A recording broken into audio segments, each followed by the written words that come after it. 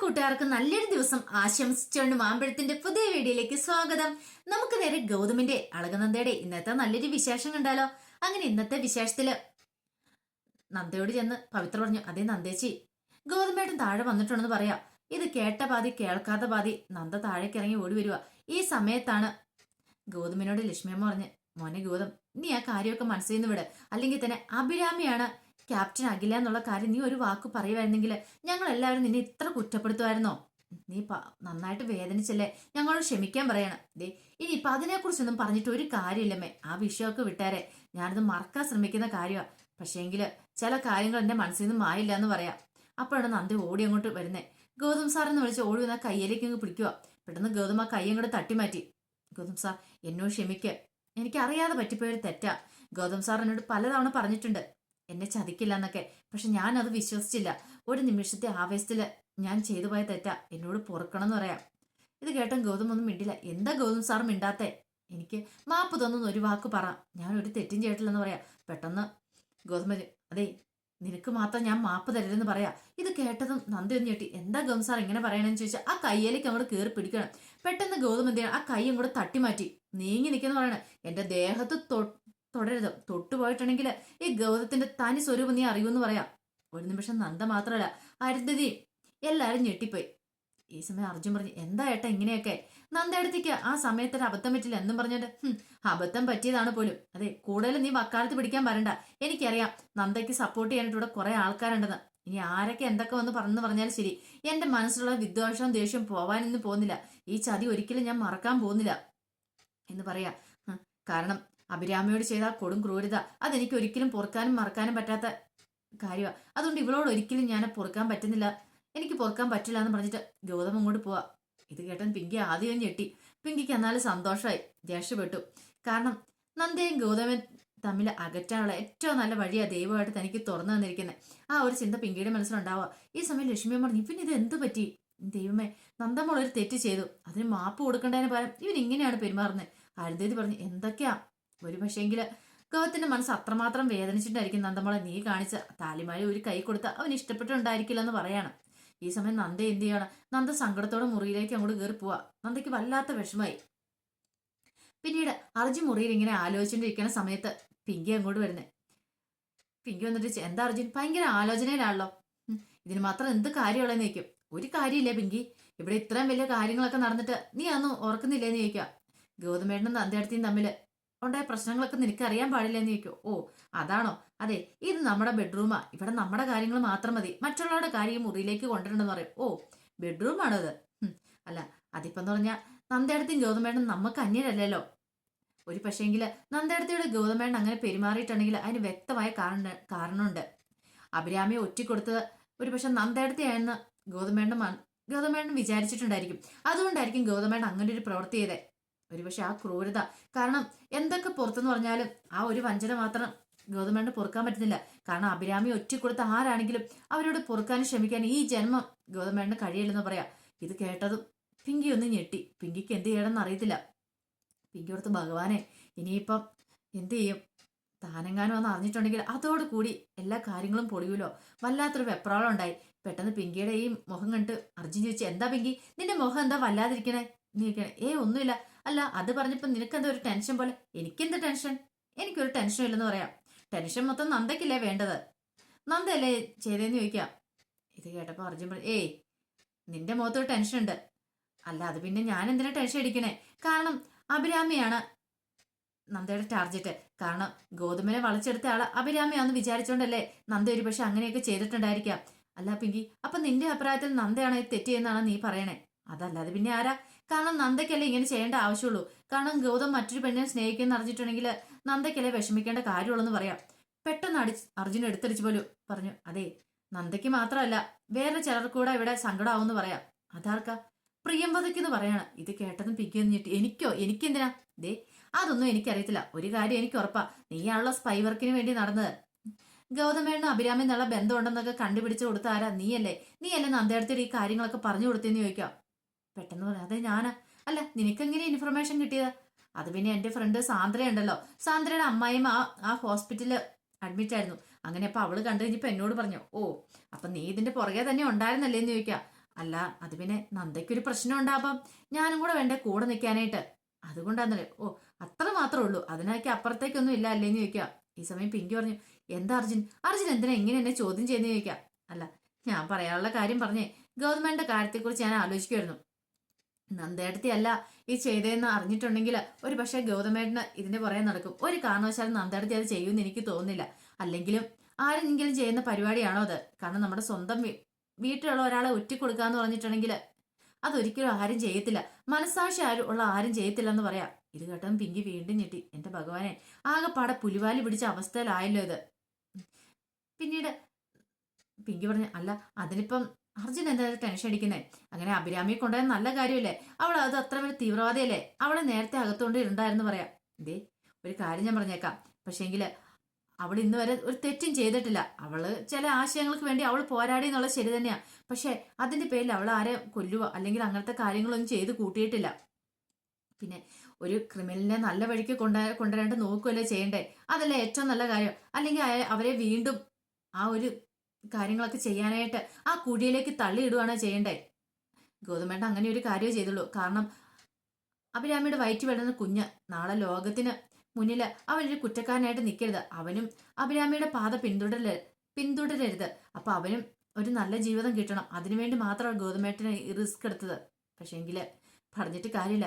ഗൗതമേട്ടനെ എല്ലാവരും സംശയിച്ചു. നന്ദേടത്തി പോലും സംശയിച്ചു. എന്തിനേറെ പറയുന്നു, കുറച്ച് സമയത്തേക്ക് ഞാൻ പോലും സംശയിച്ചില്ലേ? പക്ഷെങ്കിൽ ഒരു കാര്യം ഉറപ്പാ, നന്ദേടത്തി അല്ല ഒറ്റയെന്ന് ഉറപ്പായിട്ടും കണ്ടുപിടിക്കും. അത് കണ്ടുപിടിച്ചിട്ട് ആരാണോ ഒറ്റയെങ്കിലും അവരോട് ഒരിക്കലും ഗൗതമേട്ടൻ ക്ഷമിക്കാൻ പോകുന്നതെന്ന് പറയാം.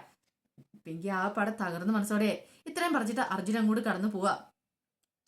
പിങ്കി ഓർത്തു, ഇനിയിപ്പൊ എന്ത് ചെയ്യും? താൻ അന്നെങ്ങാനും അറിഞ്ഞു കഴിഞ്ഞിട്ടുണ്ടെങ്കിലോ? ഇപ്പൊ തൽക്കാലത്തിന് നന്ദയുടെ പേര് പറഞ്ഞ് തനിക്ക് രക്ഷപ്പെടാൻ പറ്റും. പക്ഷെ എത്ര കാലത്തേക്ക്?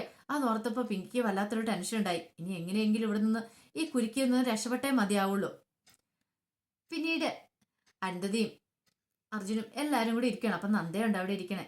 ഈ സമയത്ത് ലക്ഷ്മിയമ്മ അന്നത്തെ ആ സംഭവങ്ങൾ, ആ പഴയ സംഭവങ്ങളൊക്കെ ഓരോന്ന് കാര്യങ്ങൾ ഓർത്തെടുത്തിട്ട് പറയാണ്. സൂരജിനെ കുറിച്ചും ആമിയെ കുറിച്ചും എല്ലാരെ കുറിച്ചും പറയാണ്. എനിക്കാണെങ്കിൽ SPCയിലൊക്കെ ഗൗതം ചേരുന്നതിനോട് ഒരു താല്പര്യമില്ലാത്ത കാര്യമായിരുന്നു. എനിക്ക് നല്ല ടെൻഷനൊക്കെ ഉണ്ടായിരുന്നു. അവനാണെങ്കിലോ ഒരു പോലീസുകാരനാണ്, ഭയങ്കര അതിയായ ആഗ്രഹമായിരുന്നു. അങ്ങനെ അവര് SPC ചേർന്ന് ഈ സമയത്താണ് ആമിയും സൂരജും കൂട്ടുകാരായിട്ട് വന്നത് തന്നെ. പിന്നീട് ഒരു ദിവസം വന്ന് എന്നോട് കുളിക്കാൻ പോകുന്ന കാര്യങ്ങൾ അതിനെക്കുറിച്ചൊക്കെ ചോദിച്ചു. പക്ഷെ എനിക്ക് ഒട്ടും താല്പര്യമില്ലായിരുന്നു. പക്ഷെ അവന്റെ നിർബന്ധത്തിന് വഴങ്ങുക ശരിയെന്ന് പറയാ. ഈ സമയം അർജുൻ പറഞ്ഞു, അങ്ങനെ ഞങ്ങള് അങ്ങനെ പോയി കഴിഞ്ഞപ്പോഴത്തേനും 3 പേര് നീന്താനായിട്ട് തുടങ്ങി. ഞാനും സൂരജും ഗൗതമേട്ടനും കൂടെ. പക്ഷെ എങ്കിൽ ആമി ആ സമയത്തും പറഞ്ഞ വേണ്ടാന്ന് പറഞ്ഞ ആൾക്കാരൊക്കെ തടഞ്ഞിട്ട് പോലും ഞങ്ങൾ നീന്താൻ ഇറങ്ങി. അങ്ങനെ നീന്തി പകുതി എത്തി കഴിഞ്ഞപ്പോഴത്തേനും ഗൗതമേട്ടൻ മുങ്ങിപ്പോയി. ഞങ്ങൾ പക്ഷേ ഇത് അറിഞ്ഞിരുന്നില്ല. ഞാനും സൂരജും കൂടെ നീന്തി കരയിൽ കയറി കഴിഞ്ഞപ്പോഴാണ് ആമി ആ കാര്യം പറയണേ, ഗൗതമേട്ടന് ഇല്ലാന്നുള്ള കാര്യം. പക്ഷെ എല്ലാരും പറഞ്ഞു ഇനി കിട്ടത്തില്ല, കാരണം ആ പുഴയിൽ ഇനി മുമ്പ് ഇങ്ങനെ സംഭവങ്ങളൊക്കെ ഉണ്ടായിട്ടുണ്ട്. അങ്ങനെ ഒഴുക്കിപ്പെട്ട് പോയി കാണും, ഇനിയിപ്പം അത് മരിച്ചു പോയി കിട്ടണ്ടാവും എന്നൊക്കെ പറഞ്ഞു. പക്ഷേ എങ്കിൽ അത് വിശ്വസിക്കാനായിട്ട് എനിക്ക് സാധിക്കുമായിരുന്നില്ല. ആ സമയത്താണ് സൂരജ് ആ കൃത്യം ചെയ്തത്. സൂരജ് സ്വന്തം ജീവൻ പോലും പണയപ്പെടുത്തിയാണ് ഗൗതമേട്ടനെ രക്ഷിക്കാനായിട്ട് അങ്ങോട്ട് ചാടിയെന്ന് പറയാം. ഈ സമയത്ത് ഗൗതമും കൂടെ അങ്ങോട്ട് വന്നു. ഗൗതം ഈ കാര്യങ്ങളൊക്കെ കേട്ടു. അങ്ങനെ സ്വന്തം ജീവൻ പണയപ്പെടുത്തിയാണ് ഗൗതമേട്ടൻ രക്ഷിച്ചുകൊണ്ടാണ് ഗൗതമേട്ടൻ ഇന്നിവിടെ നിൽക്കണേന്ന് പറയാം. ഇതൊക്കെ കേട്ടപ്പോൾ നന്ദയ്ക്ക് വല്ലാത്ത സങ്കടമായി. പാവ സൂരജ്, അവന് പിന്നെ ഇടയ്ക്ക് ഇവിടെ വരുമായിരുന്നു. സൂരജ് ആമിയെ ഇന്ന് വരെ ഒരു വാക്കുകൊണ്ട് പോലും അവരെ വേദനിപ്പിച്ചിട്ടില്ലെന്ന് പറയാം. അരുന്ധതി പറഞ്ഞു, അത്രയും നല്ല കാര്യം ചെയ്തതിന് അതിന് സ്വർണ്ണമാല തന്നെ കൊടുത്തു. എന്റെ ഏട്ടൻ മേടിച്ച സ്വർണ്ണമാല തന്നെയാ ഞാൻ സൂരജിന് കൊടുത്തത്. എന്ത് ഇഷ്ടമാണെന്നറിയാവോ? കാരണം ഈ കുടുംബത്തിന് ഉണ്ടായിരിക്കുന്ന ഏറ്റവും വലിയ നഷ്ടം, കാരണം ഗൗതത്തിന്റെ ജീവൻ വരെ പിടിച്ചു നിർത്താണ്ട് സാധിച്ചത്. അപ്പൊ അവന് ഇങ്ങനെ ഒരു അവസ്ഥ ഉണ്ടാകുന്ന പറഞ്ഞാൽ ഈ കുടുംബത്തിൽ ആർക്കും സഹിക്കാൻ പറ്റുന്ന കാര്യമല്ലെന്ന് പറയാം. എന്നാലും ഗൗതമോൻ ഒരിക്കലും ഒരു തെറ്റ് ചെയ്യത്തില്ല. അവൻ ഇങ്ങനെ ഒരു കാര്യം ചെയ്തിട്ടുണ്ടെങ്കിൽ അതൊരു പക്ഷേങ്കിൽ അഭിരാമിക്ക് വയറ്റ് വീഴുന്ന കുഞ്ഞിന്റെ ജീവൻ രക്ഷിക്കാൻ വേണ്ടിയാന്ന് പറയാം. ഈ സമയത്താണ് ഗൗതത്തിനെ അർജുൻ കണ്ടേ. ഗൗതത്തിന് മോഹം വല്ലാതൊരു അവസ്ഥയിൽ ഇരിക്കുമായിരുന്നു. നന്ദ പറഞ്ഞു, ഗൗതം സാർ, ഞാൻ പറഞ്ഞല്ലോ, സോറി പറഞ്ഞല്ലോ, എനിക്ക് ഈ കാര്യങ്ങളൊന്നും അറിയത്തില്ലായിരുന്നു, അതുകൊണ്ടായിരുന്നു പറയണേ. ദേ ഞാൻ പറഞ്ഞു നിന്നോട് ഒരക്ഷം പോലും എന്നോട് മിണ്ടരുന്ന്. പെട്ടെന്ന് മോഹിനി പറഞ്ഞു, ഇതൊക്കെ ഗൗതത്തിന് നേരത്തെ തുറന്നു പറഞ്ഞാൽ എന്തായിരുന്നു കുഴപ്പം? അങ്ങനെയാണെങ്കിൽ ഇവിടെ ആരെങ്കിലും ഗൗതത്തിന് തെറ്റിദ്ധരിക്കുമായിരുന്നു ചോദിക്കുക. അപ്പൊ ഗൗതം പറഞ്ഞു, ഒഫീഷ്യലായിട്ട് ചില കാര്യങ്ങളൊക്കെ ഉണ്ട്, അതുകൊണ്ട് അതൊന്നും തുറന്നു പറയാൻ പറ്റാത്ത കാര്യങ്ങളാ. അതുകൊണ്ട് ഞാൻ ഇതിനെക്കുറിച്ചൊന്നും പറയായിരുന്നേ. എന്റെ മനസ്സിൽ മറ്റൊന്നും ഇല്ലായിരുന്നു. ആമിയെ രക്ഷിക്കണം, ആ വയറ്റി വിടുന്ന കുഞ്ഞിനെ രക്ഷിക്കണം. നാളെ ഈ ലോകത്തിന് മുന്നിൽ അതൊരു കുറ്റക്കാരനായിട്ട് നിൽക്കരുത്. എന്റെ ജീവൻ രക്ഷിച്ച. കാരണം സൂരജിന്റെ കുഞ്ഞിനെങ്കിലും തിരികെ പിടിക്കണമെന്ന് എനിക്ക് വല്ലാത്ത ആഗ്രഹം ഉണ്ടായിരുന്നു. പിന്നെ ആമിയുടെ കാര്യം, ആമി ഒരു തെറ്റും ചെയ്തിട്ടില്ല. അവളെ പറഞ്ഞ് തിരിച്ച് ജീവിതത്തിലേക്ക് തിരികെ കൊണ്ടുവരണമെന്ന് ഭയങ്കര ആഗ്രഹം ഉണ്ടായിരുന്നു. പക്ഷെ എന്റെ കൺമുന്നിൽ കൂടെ അവളെയും കൊണ്ട് പോലീസുകാർ കൊണ്ടുപോയത്. പക്ഷെ ആ തെറ്റ് ഒരിക്കലും ഞാൻ പൊറുക്കാൻ പോകുന്നില്ല, ആ ചതി ഒരിക്കലും ഞാൻ പൊറുക്കാൻ പോകുന്നില്ലെന്ന് പറയാം. അതുകൊണ്ട് നന്ദയോട് എനിക്ക് ഒരിക്കലും ക്ഷമിക്കാൻ പറ്റില്ലെന്ന് പറയാ. ഇത് കേട്ടോ നന്ദ ഓടി അങ്ങോട്ട് ചെന്നു. എന്താ ഗൗതം സാർ? ഗൗതം സാർ എന്താ പറഞ്ഞേ? ഞാൻ എന്ത് തെറ്റി എന്നാ പറയണേ? ഞാൻ എന്ത് ചതി എന്നാ പറയണേ? നീ ഒരു ചതിയും ചെയ്തിട്ടില്ലല്ലേ എന്ന് നീ ചോദിക്കുക. എന്താ ഗൗതം സാർ ഇങ്ങനെയൊക്കെ? രശ്മിയും പറഞ്ഞു, മോനെ നീ എന്താ പറയണേ? അവൾ എന്ത് തെറ്റ് ചെയ്തിട്ടാ? അവള് ചെയ്ത ഒരു കാര്യം പറഞ്ഞല്ലോ, അത് ക്ഷമിക്കാൻ പറ്റുന്ന ഒരു തെറ്റില്ലേ ഉള്ളെന്ന് പറയണം. അതെ, എന്റെ കാര്യമാണ് ഞാൻ ക്ഷമിച്ചേനം, ആ കാര്യമൊക്കെ ഞാൻ എപ്പോഴേ ക്ഷമിച്ചേനം. പക്ഷെ അതല്ല, ഇവിടെ അഭിരാമി അവളെ ഒറ്റിക്കൊടുത്ത ഇവളാന്ന് പറയാണ്. നന്ദയാന്ന് പറഞ്ഞപ്പോഴും നന്ദയ്ക്ക് അത് സഹിക്കാൻ പറ്റില്ല. നന്ദ സ്വപ്നത്തിൽ പോലും വിചാരിക്കാത്ത കാര്യം വരുന്നത്. ഇത് കേട്ട നന്ദ പൊട്ടിക്കരഞ്ഞോണ്ട് അകത്തേക്ക് കയറി ഓടുക. പെട്ടെന്ന് അരുന്ത് ചോദിച്ചു, നന്ദയോ? അതെ, അവള് തന്നെ ഒറ്റിക്കൊടുത്തേ. കാരണം അവൾ അന്ന് ആ താലിമാല എന്റെ കയ്യിൽ ഊരി തന്നിട്ട് പോയി. മണിക്കൂറുകൾക്ക് ശേഷമാണ് പോലീസ് വന്ന് അവളെ അറസ്റ്റ് ചെയ്തുകൊണ്ട് പോയെന്ന് പറയാം ആമീനെ. കാരണം അതിനർത്ഥം എന്താ? അവളാണ് ഇതിന്റെ പിന്നിൽ പ്രവർത്തിച്ചെന്ന. ഇത് കേട്ടപ്പോൾ ലക്ഷ്മി പറഞ്ഞു, നന്ദമോൾ അങ്ങനെ ഒരിക്കലും ചെയ്യില്ല എന്ന് പറയണം. ചെയ്യില്ല പോലും. അവൾ ഇത്രയും വലിയ ക്രൂരകൃത്യം ചെയ്തിട്ട് അവൾ വലിയ മിടുക്കിയായിട്ട് കയറി ഇരിക്കുന്നുണ്ടോ? അതുകൊണ്ട് എനിക്കിത് ഒരിക്കലും സഹിക്കാനും പൊറുക്കാനും പറ്റില്ലെന്ന് പറയാം. ഈ സമയം പിങ്കി ഉള്ളാലെ ചിരിക്കുവാണ്. കൊള്ളാം, സൂപ്പർ ആയിട്ടുണ്ട്. ഇങ്ങനെയാണെങ്കിൽ അധികം വൈകാതെ തന്നെ നന്ദയെ വീട് വിട്ടു പോകും. പിന്നീട് കാണിക്കുന്ന ഗൗതം ഇങ്ങനെ തനിച്ച് വന്ന് പുറത്തിങ്ങനെ ഇരിക്കുവാണ്. ഈ സമയത്ത് ലക്ഷ്മിയമ്മ ഇങ്ങോട്ട് വരുന്നേ. ലക്ഷ്മിയമ്മ വന്നിട്ട് ചോദിച്ചു, എന്താ മോനെ നീ എന്താ ഇങ്ങനെ ആലോചിച്ചോണ്ടിരിക്കണമെന്ന് ചോദിക്കുക. ഞാൻ അഭിരാമിയെ കുറിച്ച് ചിന്തിച്ചോണ്ടിരിക്കുക. മോനെ നീ ഇപ്പൊ അതിനെക്കുറിച്ചും ചിന്തിക്കാൻ പോകണ്ട. എങ്ങനെ ചിന്തിക്കാതിരിക്കുമേ? അമ്മയ്ക്കറിയാലോ എന്റെ ജീവൻ രക്ഷിച്ച സൂരജ്. അപ്പൊ ആ സൂരജിന്റെ കുഞ്ഞിനെ രക്ഷിക്കണമെന്നെങ്കിൽ എനിക്ക് ആഗ്രഹം ഉണ്ടായിരുന്നു. പക്ഷെ എല്ലാം തകർന്നു പോയില്ലേമേ. ആമിയുടെ മുഖം എനിക്ക് ഓർക്കുമ്പോൾ സഹിക്കാൻ പറ്റുന്നില്ലെന്ന് പറയാം. മോനെ നടക്കാനുള്ളത് നടന്നു. ഈ സമയം ഗൗതം പറഞ്ഞു, നടക്കാനുള്ളതല്ല, ഇത് മനഃപൂർവ്വം വരുത്തി വെച്ചാണ്. ഞാൻ എന്റെ ജീവൻ പണയപ്പെടുത്തിയ അവളുടെ ജീവൻ രക്ഷിച്ചുകൊണ്ടിരുന്ന അഭിരാമിയുടെ. എന്നിട്ട് ഒറ്റ നിമിഷം കൊണ്ടെല്ലാം നന്ദയെല്ലാം തകർത്ത് കളഞ്ഞേ. അത് മോനെ അവളെയും കുറ്റം പറയാൻ പറ്റുമോ? ഒരു പക്ഷേങ്കിൽ അഭിരാമി ആരാന്നുള്ള സത്യം തുറന്നു പറയായിരുന്നെങ്കിൽ ഈ പ്രശ്നങ്ങൾ ഉണ്ടാവുമായിരുന്നോ? അമ്മേ, ഒരു കാര്യം ഞാൻ പറഞ്ഞേക്കാം. അമ്മയോടായിട്ട് ഞാൻ തുറന്നു പറയാം. കാരണം ചില കാര്യങ്ങളൊക്കെ ഉണ്ട്, അത് നമുക്ക് പുറത്തു പറയാൻ പാടില്ലാത്ത കാര്യങ്ങളാണ്. അത് നമ്മൾ ഒഫീഷ്യലായിട്ട് വെക്കുക തന്നെ വേണം, അറിയാലോ എന്നും പറഞ്ഞിട്ട് അതിങ്ങനെ കൊട്ടി ഓടിച്ചോണ്ട് നടക്കാൻ പറ്റില്ല. എന്താ മോനെ ഇപ്പൊ നിനക്ക് എന്നോടും കൂടെ ദേഷ്യമാണെന്ന് ചോദിക്കും. എനിക്ക് അമ്മയോട് ദേഷ്യമൊന്നുമില്ല, പിണക്കമൊന്നുമില്ല. ഉള്ള കാര്യം ഞാൻ പറഞ്ഞോളൂ. കാരണം അഭിരാമിയുടെ കാര്യം വന്നപ്പോൾ അമ്മ പോലും എന്നെ ഒരു നിമിഷം സംശയിച്ചില്ലേ നിൽക്കും. അതൊക്കെ ശരിയാ മോനെ എന്നും പറഞ്ഞുകൊണ്ട് അവള് കാണിച്ച പരിപാടി എന്താ? അവള് ശരിക്കും ഒറ്റ കൊടുക്കുകയല്ലേ ചെയ്തേ? അവൾക്ക് ഇത് ചെയ്യാൻ പാടുണ്ടായിരുന്നു ചോദിക്കാം. മോനെ ഞാൻ പറഞ്ഞല്ലോ, അവൾ ചെയ്ത് തെറ്റായിരിക്കും. പക്ഷെ അതിന്റെ പേരിൽ നീ ഇനി അവളുടെ ജീവിതം നശിപ്പിക്കില്ലെന്ന് പറയണം. അവളുടെ ജീവിതം നശിപ്പിക്കില്ല പോലും. ഇനി അവളെ എന്റെ ജീവിതത്തിലേക്ക് കൊണ്ടുവന്നല്ലേ കാര്യമുള്ളെന്ന് ചോദിക്കാം. പെട്ടെന്നാണ് ലക്ഷ്മിയമ്മ ആ കാര്യം പറഞ്ഞത്. മോനെ നീ ഒരു വാക്ക് കൊടുത്തിട്ടുണ്ടെന്ന് പറയാ. വാക്കോ? അതെ, കാരണം അവളെ പഠിപ്പിച്ച് ഒരു ഡോക്ടർ ആക്കാന്ന് പറഞ്ഞോണ്ടാ അവളുടെ ഗാർഡിയനായിട്ട് നീ വാക്ക് കൊടുത്തിരിക്കുന്നത്. ആ വാക്ക് നീ മാറ്റില്ലെന്ന് പറയാണ്. ഇത് കേട്ടോ ഗൗതം ഒന്ന് ഞെട്ടി. ഗൗതം അതേക്കുറിച്ച് ചിന്തിച്ചിട്ട് പോലുമില്ല. എന്താണെന്നറിയാമോ, ഞാൻ ഈ കാര്യം ഇനിയും നിന്നോട് പറഞ്ഞിട്ടെങ്കിൽ അതുകൊണ്ട് പ്രയോജനം ഉണ്ടാകത്തില്ല. കാരണം അവളുടെ എക്സാം അടുത്ത് വരുന്നേ. അറിയാലോ, അവളെ പഠിപ്പിച്ച് നല്ല ഡോക്ടർ ആക്കണം എന്നല്ലായിരുന്നു നിന്റെ ആഗ്രഹം.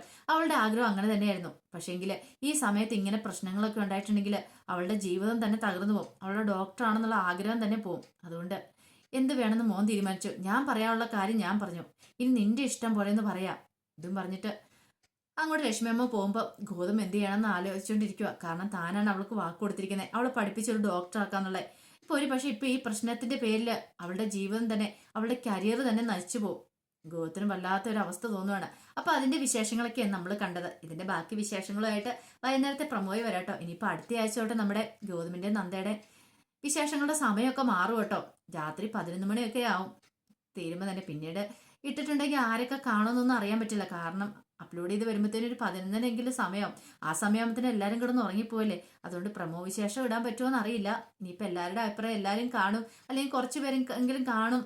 അങ്ങനെയൊക്കെ ഉണ്ടെങ്കിൽ ഞാൻ ഇടാനായിട്ട് മാക്സിമം ശ്രമിക്കാം കേട്ടോ. അപ്പൊ എല്ലാവർക്കും ഒരിക്കൽ കൂടി നല്ലൊരു ദിവസം ആശംസിച്ചിട്ട് നിർത്തുന്നു. നന്ദി.